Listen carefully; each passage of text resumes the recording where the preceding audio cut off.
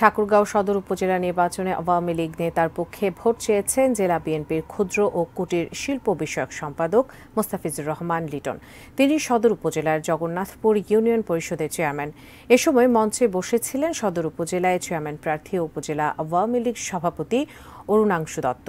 বুধবার রাতে উপজেলার রসুলপুর এলাকায় বিএনপি নেতার ভোট চাওয়ার ভিডিওটি সামাজিক যোগাযোগ মাধ্যম ফেসবুকে ছড়িয়ে পড়েছে।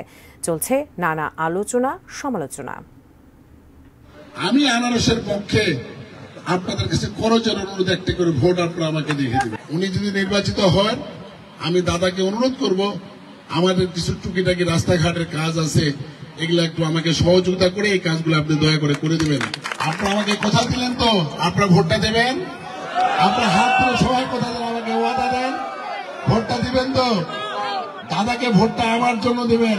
আপনারা আমার মা বোনেরা আছেন, আপনারা দয়া করে 21 তারিখে আপনারা আমাদের দিকে তাকিয়ে একটি করে ভোট ওনাকে দিবেন।